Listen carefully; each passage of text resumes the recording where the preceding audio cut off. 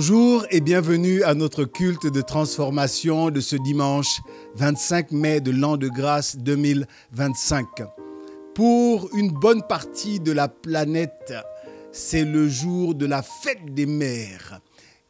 Et à cette occasion, nous voulons adresser un mot à nos mamans qui nous ont portés pendant 9 mois, un peu plus parfois, un peu moins aussi, mais à ces femmes courageuses, ces femmes qui ont porté la vie, qui ont amené la vie jusqu'à son terme, qui n'ont pas regardé à leurs conditions, aux circonstances dans lesquelles la grossesse est intervenue, mais qui, avec courage, amour et détermination, ont porté une grossesse jusqu'à leur terme. Vous êtes des femmes d'une qualité exceptionnelle. À toutes les mamans du monde, qu'elles soient potentielles, qu'elles soient des mamans déjà confirmées ou bien qu'elles soient des mères de cœur, recevez en ce jour les félicitations du pasteur Ske et en mon nom, les félicitations de l'ensemble des ministères d'Avant-Garde Église Nouvelle.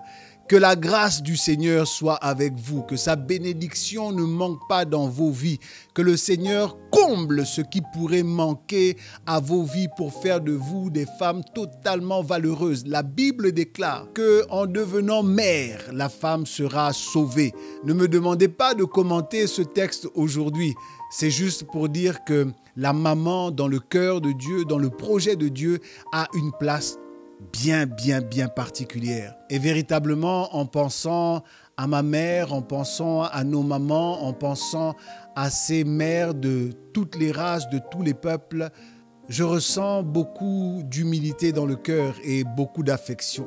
C'est pourquoi celles qui se retrouvent dans des circonstances où il y a des conflits, celles qui se retrouvent dans des circonstances où il y a la guerre, celles qui voient des fils et des filles partir, je prie que le Seigneur vous accorde consolation et que ce jour soit un jour où votre vie sera célébrée dans la grâce et dans les réjouissances, dans le nom puissant de Jésus-Christ. Mais aujourd'hui, vous l'aurez compris, nous ne parlons pas de nos mamans. Ne faites pas « Oh !» Assurément, nous aurons un autre temps où nous pourrons parler de la femme et du projet mère dans le cœur de Dieu. Aujourd'hui, nous voulons parler de « Écoutez-le » avant de rentrer dans le vif du sujet. Voici ce que nous vous demandons de bien vouloir faire. Déjà, merci pour votre fidélité à la chaîne Maguen.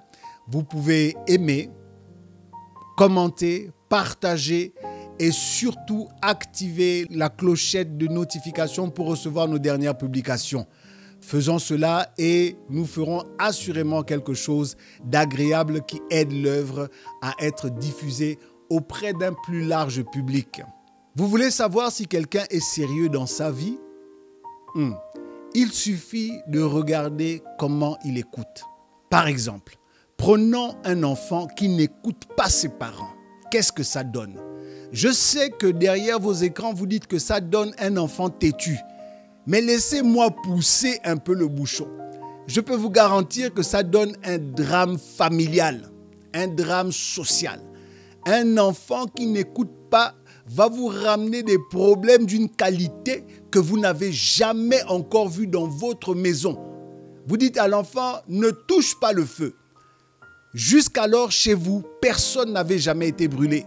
Mais l'enfant qui n'écoute pas va vous ramener une situation de brûlure dans votre maison.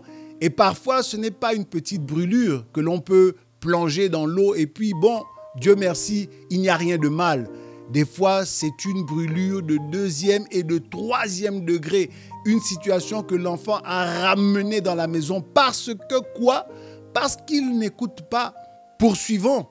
Un élève qui n'écoute pas à l'école, ça donne quoi? Je peux vous garantir que ça donne un redoublement prophétique. Je peux prophétiser que cet enfant va redoubler. Pourquoi? Parce qu'il n'écoute pas. De la même manière, cet enfant est capable de vous emmener des problèmes avec la direction de l'école, des choses que vous n'aviez jamais vues chez vous. À cause de quoi? À cause de ce que l'enfant n'écoute pas. On peut poursuivre. Imaginez aussi un patient qui n'écoute pas son médecin. Qu'est-ce que ça donne? Ça donne en vérité un suicide programmé. Le médecin est là, il est en train de parler et de donner des médicaments. Il est en train de donner une posologie à suivre pour la guérison, en pensant que le patient en face de lui est en train d'écouter, de tendre l'oreille. Mais en vérité, il est en train de parler à quelqu'un qui, sans avoir des idées suicidaires, parce que cette personne n'écoute pas, il est déjà en train de parler à quelqu'un qui a programmé sa mort. C'est quasiment ce qu'on peut appeler un décès volontaire. Vous pensez que j'y vais un peu fort? Je peux aller encore plus loin. Prenons l'exemple d'un chanteur qui ne sait pas écouter, qui n'a pas développé son écoute musicale. Essayez d'imaginer la scène. Vous êtes en plein culte et puis vous sentez la présence. Vous voyez que l'atmosphère a shifté. Vous écoutez de parler en langue. Et là, vous voyez qu'il y a quelque chose. Le peuple est en train de prier. La température augmente. Wouh, les gens sont dans les pleurs, les larmes. Et vous voyez au moment où l'homme de Dieu s'approche, parce qu'il sait que là, s'il touche la personne qui est en train de prier, c'est bingo. Il y a l'onction. Et là, vous écoutez comment le la du chant est passé en do. Wow! Vous imaginez l'atmosphère? Moi, j'ai déjà vécu cette atmosphère. Et quand vous regardez au milieu du peuple, il y a déjà une souffrance. Les gens ne sont plus en prière. Ils sont déconcentrés.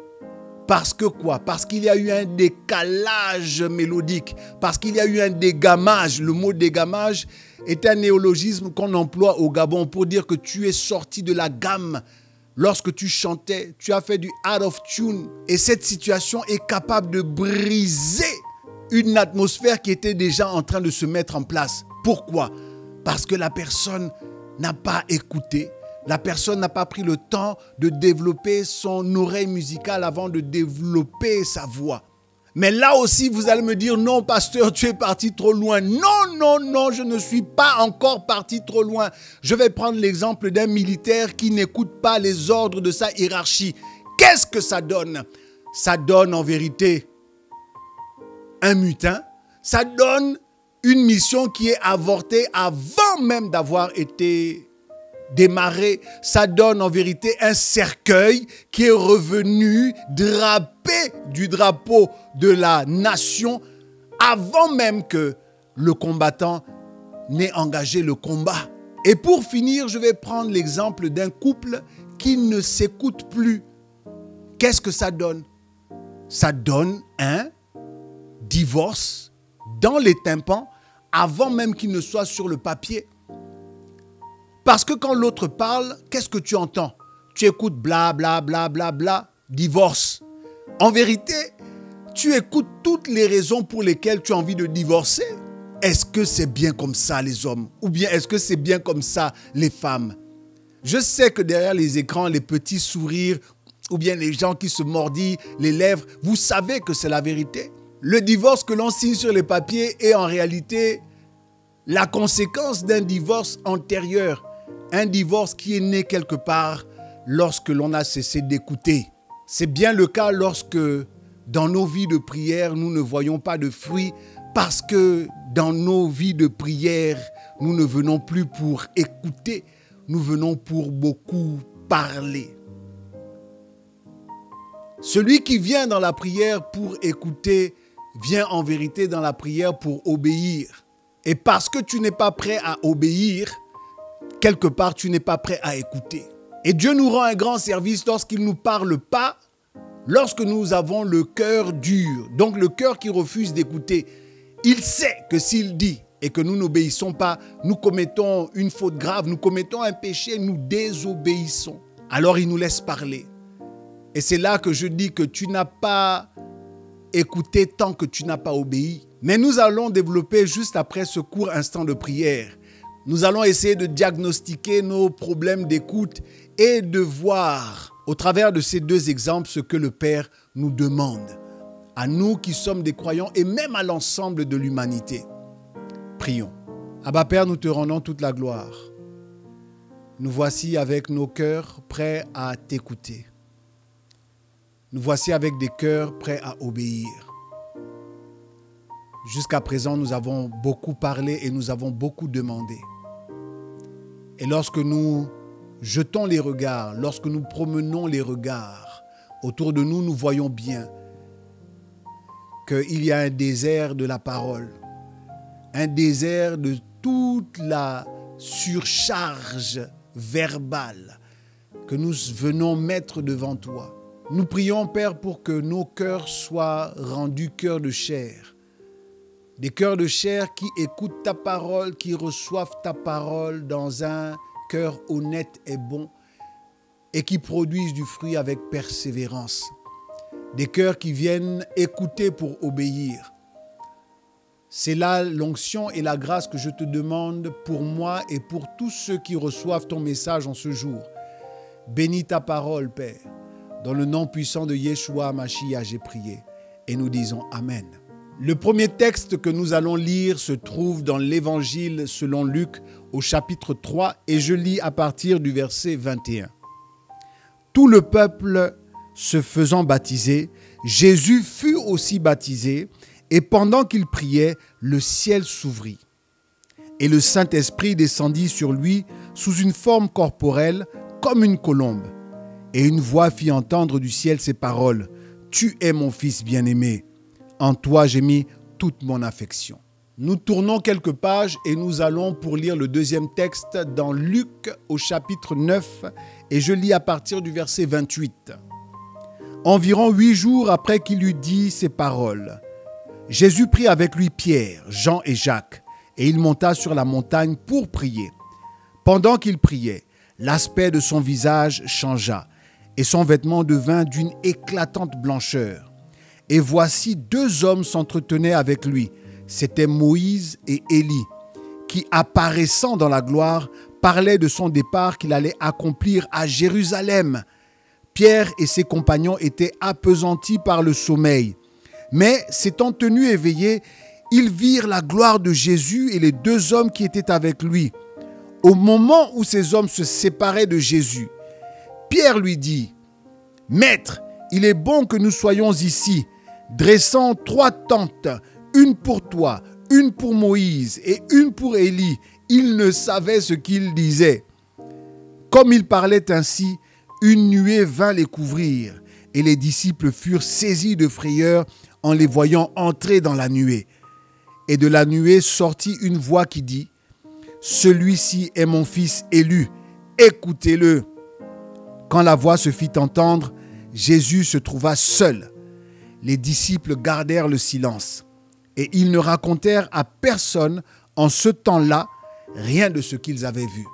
Amen. Voici 2 scènes dans lesquelles le témoignage de la voix est totalement similaire. Voici mon fils bien-aimé. Et sur la montagne de la transfiguration, la voix dit mon fils élu, écoutez-le. En préparant ces moments, je me suis dit, mais Père, comment allons-nous réussir à t'écouter plus de 2000 ans après que tu n'aies parlé, même si ta parole est toujours présente, même si elle est éternelle, parce qu'elle ne passe pas. Ce monde va passer, mais ta parole demeure. Mais nous sommes des hommes devenus très durs. Nous sommes des hommes dont l'écoute est devenue très difficile. C'est quoi l'écoute? Le verbe grec qui a été utilisé pour parler de écouter-le, c'est akouo. Cette racine a été reprise en français et a donné notamment le mot acoustique pour dire son. Mais akouo ne veut pas simplement dire écouter un son, veut dire une capacité intérieure à s'ouvrir, à recevoir et surtout une disposition à obéir à ce qui a été entendu, à ce qui a été écouté. Je me suis alors dit, mais j'ai besoin d'une akouothérapie. Pas d'une aquathérapie, d'une akouothérapie. J'ai besoin que mon écoute soit transformée, qu'elle soit guérie. Pourquoi guérie? Parce que nos écoutes sont bien souvent blessées. Je dis bien blessé. Il y a des blessures d'écoute. Lorsque quelqu'un a trop entendu un mensonge, ça blesse son écoute. Lorsque vous avez fait de vaines promesses que vous n'avez jamais tenues, ça blesse l'écoute. Si chaque fois que vous avez charmé une personne pour obtenir de la personne un intérêt et ensuite la jeter comme un vieux tissu, ça blesse l'écoute. Je sais que certains vont dire non, pasteur, ça blesse la confiance. Mais n'avez-vous pas entendu la Bible dire que la foi vient de ce que l'on entend? Si ce que tu entends est boniment, si ce que tu entends est blessure, si ce que tu entends est tromperie, fourberie, mesquinerie, si ce que tu entends est mensonge, tu vas finir par être blessé. Ta confiance va prendre un coup. C'est pourquoi certaines personnes, lorsqu'on leur fait un compliment, dans leur tête, elles entendent complication. Ou alors, elles écoutent seulement le suffixe « ment » et comme elles ne savent pas ce que signifie « compli », elles se disent que c'est un mensonge compliqué. Pourquoi nous raisonnons ainsi? Parce que il y a une différence entre écouter et entendre. Disons que entendre, c'est comme si vous déployez une petite antenne parabolique pour capter les sons et laisser votre cerveau décoder les sons. Mais l'écoute, c'est en fait ouvrir une antenne parabolique plus large parce que vous captez non seulement les sons, mais vous captez aussi les sous-entendus, vous captez aussi la gestuelle, vous captez le regard, vous captez un environnement, vous captez une circonstance, vous captez même un temps dans lequel tout ce qui est dit se produit. Des fois, avec ma femme, je viens et puis je veux lui faire un petit bisou et elle est au téléphone et elle me dit « Chérie, tu calcules mal ton moment pour me faire un bisou parce que je suis occupé. » Et c'est tout ça qui forme l'écoute.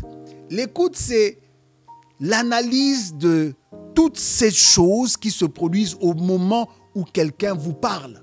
L'écoute va tomber sur une grille d'interprétation. L'écoute va tomber sur un filtre d'écoute. L'écoute va rencontrer plusieurs obstacles avant d'arriver à l'intérieur. Et quand ça arrive à l'intérieur, parfois ce qui a été entendu n'est pas ce qui est écouté ou ce qui est écouté n'est pas ce qui est dans l'entendement. Dis à ton frère ou à ta sœur, nous avons besoin d'une acouothérapie. Amen. Alors, que se passe-t-il au Jourdain? Les gens se font baptiser, Jésus vient se faire baptiser, et lorsqu'il vient se faire baptiser, il y a un événement qui se produit.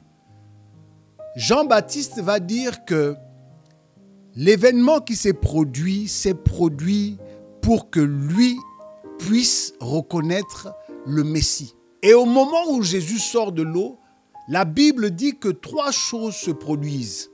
Il prie, le Saint-Esprit descend sur lui et le ciel s'ouvre. Et là, j'ai eu un petit problème.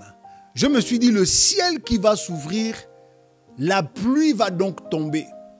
Oui, parce que nous, quelque part, nous les chrétiens, lorsqu'on entend que le ciel est ouvert, on se dit que là, c'est bon. Dieu vient d'ouvrir son bon trésor, le ciel, afin d'envoyer la pluie. Et donc, je m'attendais à ce que ce soit la pluie qui tombe. J'ai été très surpris d'écouter que c'est une voix qui s'est fait entendre. Et en creusant dans la méditation, je me suis rendu compte que, mais lorsque le ciel s'ouvre, quelle est la première chose que nous sommes en droit d'attendre? C'est bien d'entendre une voix. En Deutéronome 28, lorsque Moïse dit au peuple, lorsque vous aurez à cœur d'obéir à ce que vous avez écouté, à savoir les commandements, les préceptes, la loi de Dieu, alors le ciel s'ouvrira. Le Seigneur ouvrira son bon trésor, le ciel, et il vous enverra la pluie. Mais il faut écouter pour obéir. C'est lorsque vous avez à cœur d'obéir à ce que vous avez écouté que le ciel s'ouvre. Et j'ai trouvé que l'épisode du sourd de la Décapole tombait à propos. Voici, on emmène à Jésus un sourd qui a des difficultés à parler. Et Jésus le prend à part du village, le fait sortir, prend sa salive, met sur sa bouche, met les 2 doigts dans les oreilles et dit et soupire en disant « Ephphatha », c'est-à-dire « ouvre-toi ». Qu'est-ce qui se produit? On dit que ses oreilles s'ouvrirent et il parla normalement. Le ouvre-toi, Jésus a ouvert le ciel de cet homme et la première chose, le premier miracle qui se produit, ce sont les oreilles qui s'ouvrent avant que la parole ne soit claire. Lorsque le ciel s'ouvre, mon frère et ma sœur, est-ce que nos oreilles sont ouvertes pour entendre ce que le ciel a à dire? Dis à ton frère, dis à ta sœur, il faut que ça soit comme ça. Il faut que lorsque ton ciel s'ouvre, que tu écoutes la voix qui va parler. Et lorsque tu écoutes cette voix, je prie que cette voix parle à un cœur qui est prêt à obéir. Au Jourdain, la voix dit, voici celui-ci est mon fils bien-aimé en qui j'ai mis tout mon amour. Quel témoignage merveilleux! Ce témoignage rendu du ciel, c'est un certificat de filiation. La Bible déclare que l'Esprit de Dieu lui-même rend témoignage à mon esprit que je suis devenu enfant de Dieu. Ce témoignage, c'est un acte de naissance. Lorsqu'un enfant naît dans la société des hommes, une des premières obligations administratives, c'est que l'enfant doit avoir son acte de naissance. Et cette histoire avec les os, ça peut s'assimiler à la naissance. Il sort des os, nouvelle naissance, et puis à la voix, le certificat de filiation, le certificat d'identité, l'acte de naissance pour dire que toi, tu es mon fils. Je te donne un nom. De la même manière que lorsque l'enfant est sorti des os, du ventre de la mère, la chose que l'on cherche à faire immédiatement après, c'est de lui donner un nom et de matérialiser sa filiation. Il faut entendre ce témoignage. Si ton ciel s'ouvre, et je vois le ciel de beaucoup s'ouvrir, et recevoir ce témoignage, que tu es enfant de Dieu, que tu es enfant de Dieu. J'ai entendu dans mon esprit lorsque Dieu m'a dit, maintenant tu es fils, tu es enfant de Dieu. C'est avec cette qualité que tu vas avancer. C'est avec cette qualité que le ciel sera maintenu ouvert au-dessus de toi. C'est avec cette identité, c'est avec cette filiation que les choses vont être rendues possibles. Car un enfant sans acte de naissance est considéré juridiquement comme étant un apatride. Il n'a pas de nation. Mais le mot apatride, en dehors de ce qu'il veut dire patrie et nation, veut dire qu'il n'y a pas de filiation, il n'y a pas de paternité légale reconnue sur cet enfant. On ne sait pas de qui il est l'enfant. On ne connaît pas son père. Et même on ne connaît pas sa mère s'il n'a pas d'acte de naissance. Et ce témoignage, nous allons nous rendre compte par la suite qu'il est crucial, essentiel. Parce que c'est avec cette filiation, c'est avec cet acte de naissance que de la même manière dans la société des hommes, lorsque tu vas avancer, à chaque étape, il va t'être demandé ton acte de naissance. Pour faire une carte nationale d'identité, on va demander ton acte de naissance. Pour pouvoir t'inscrire à l'école, on va te demander ton acte de naissance. Pour pouvoir te marier, on va te demander ton acte de naissance. Pour pouvoir faire certaines choses, on va te demander ton acte de naissance. Parce que c'est un document fondamental. Ce qui est vrai dans la société des hommes est vrai dans la société spirituelle. Lorsqu'on opère dans le monde spirituel, savoir l'affiliation, savoir l'appartenance est déterminant. Oui, certains veulent que le ciel s'ouvre pour avoir des likes célestes, pour avoir des vues, un grand nombre de vues pour jouir d'une certaine grande gloire. C'est vrai qu'avec le temps, le ciel peut s'ouvrir pour l'atteinte de ces objectifs qui ne sont pas des objectifs premiers. En vérité, le ciel s'ouvre d'abord pour parler. Et c'est pourquoi lorsque vous voyez que la pluie tombe, elle est bien souvent annoncée par le tonnerre. Donc lorsque ton ciel s'ouvre, vérifie que tu as bien écouté ce que le tonnerre avait à te dire. Parce que des fois, le tonnerre tonne et la pluie ne tombe pas. À bon entendeur, salut. Alors pour le deuxième texte, celui de la transfiguration, nous en avions déjà parlé en début d'année et nous avions déjà plus ou moins exploré l'apparition de Moïse, d'Élie et le fait que le Père déclare que celui-ci est mon fils élu, écoutez-le. Si à la montagne, c'était une proclamation, une déclaration de filiation, une déclaration de celui-ci en qui j'ai mis tout mon amour, celui qui fait ma fierté. Ici, c'est un ordre que cette voix nous fait comprendre et cette voix nous dit « écoutez-le ». Cette voix ne nous a pas dit « commentez-le ». Cette voix ne nous a pas dit « applaudissez-le ». Cette voix ne nous a pas dit « tweetez-le ». Avant que cette voix ne se fasse entendre, il y avait un spectacle céleste au sommet de la montagne. Il y avait le glow-up. Il y avait les projecteurs, la lumière, le son, tous les effets spéciaux possibles. Et les apôtres étaient dans un sommeil du goût, un sommeil réparateur. Et puis ils se sont subitement réveillés au moment où Jésus, qui était en train de prier, c'était ennuyeux. Mais lorsque les événements ont commencé à se manifester différemment avec des apparitions, des personnages qui rentrent dans la trame du film, là, ils se sont dit, tiens, il y a quelque chose d'intéressant qui se produit. Et là, le Seigneur a coupé tout. Il a cassé leur feeling, il a cassé leur groove pour que juste mettre le point d'exclamation sur « écoutez-le ». Je reviens sur ce passage parce qu'il y a une réaction que je n'ai pas pris le temps de développer. C'est celle de Pierre. Lorsqu'il sort de son sommeil, il se met à parler beaucoup, à dire « dressons ici 3 tentes ». Nous allons comprendre tout de suite pourquoi il a dit 3 tentes, parce que ça aussi, ça m'a interpellé. J'ai dit pourquoi seulement 3, pas 2 et 4 ? Pourquoi 3 tentes ? C'est vrai que dans la suite, il dit une pour toi Jésus, une pour toi Moïse, une pour toi Élie. Mais ce qui est intéressant, c'est que la Bible dit il ne savait pas ce qu'il disait. Il y a des choses que l'on voit dans la gloire et on ne sait pas ce que c'est. Il y a des choses que les yeux voient, mais tant qu'il n'y a pas de son, on ne peut pas bien savoir de quoi il s'agit. Vous savez, un jour, j'ai fait une petite expérience.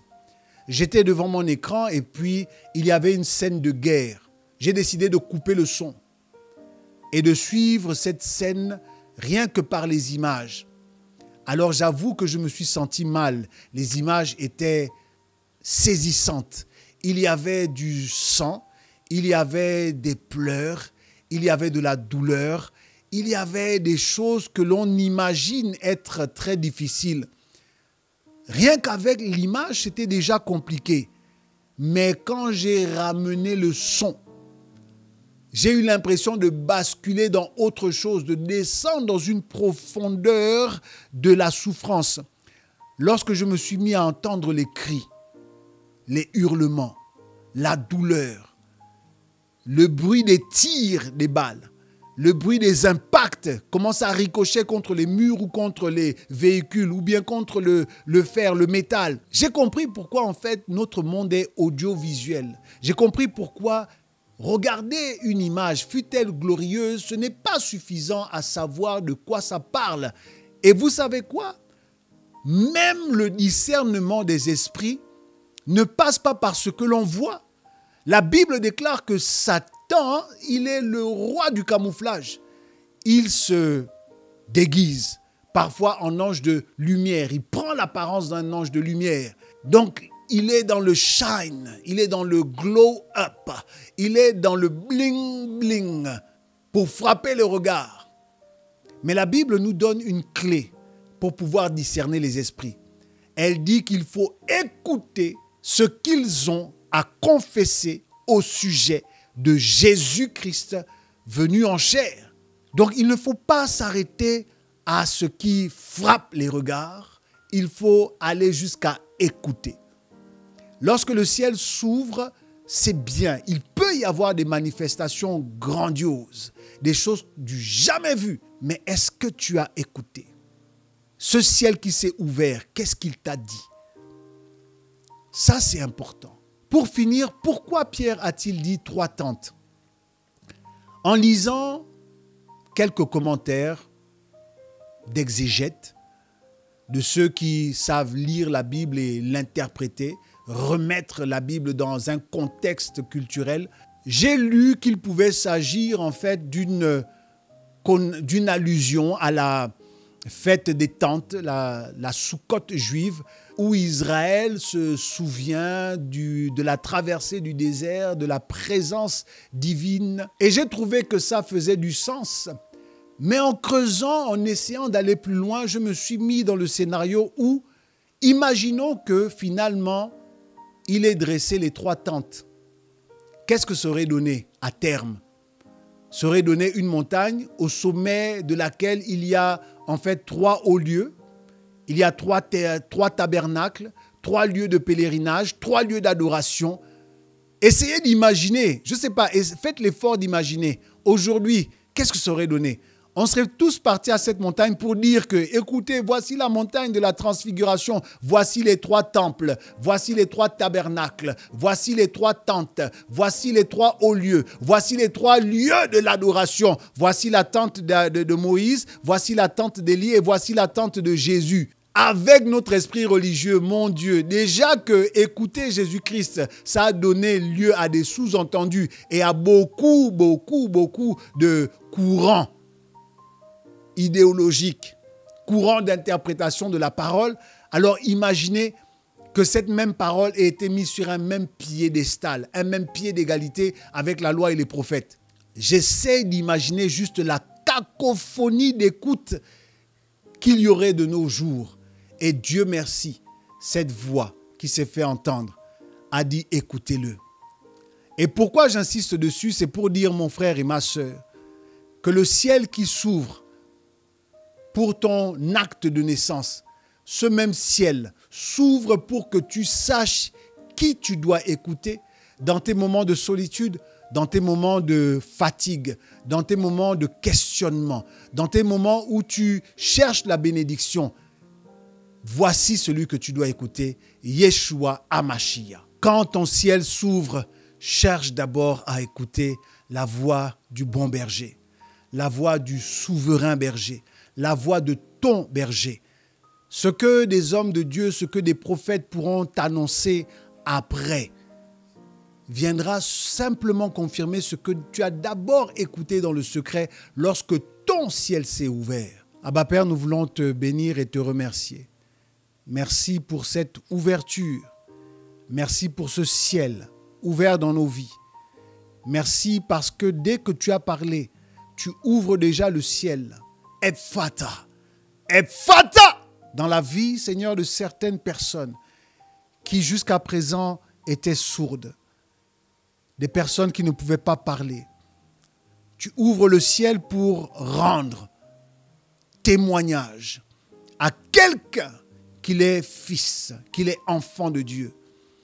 Tu ouvres le ciel pour donner un acte de naissance, pour faire une déclaration de filiation. Tu ouvres ton ciel afin que nous écoutions et que nous soyons obéissants. Tu ouvres ton ciel pour arroser et faire tomber la pluie. Que toute la gloire te revienne dans le nom de Yeshua HaMashiach, Abba Père. Amen. Aujourd'hui, nous avons mis un focus sur écoutez-le, c'est la première partie. Par la suite, nous allons essayer de décortiquer ce que l'écoute appelle de nous et nous allons nous inspirer de certaines figures, de certains personnages bibliques pour démontrer que l'écoute est cruciale dans la marche de la foi. L'écoute est fondamentale. Encore merci à vous qui partagez le contenu, aux nouveaux abonnés. Remontez dans la chaîne des vidéos. Vous pouvez regarder les vidéos d'il y a un an et demi et vous faire une idée de ce qui est dit ici.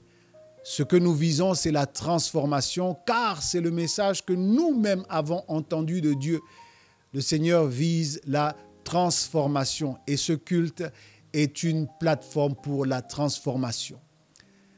Que la gloire et la grâce et la paix soient avec vous dans vos demeures. Nous nous disons à très bientôt pour poursuivre le 2e épisode de Écoutez-le. Dans le nom puissant de Jésus-Christ. Amen.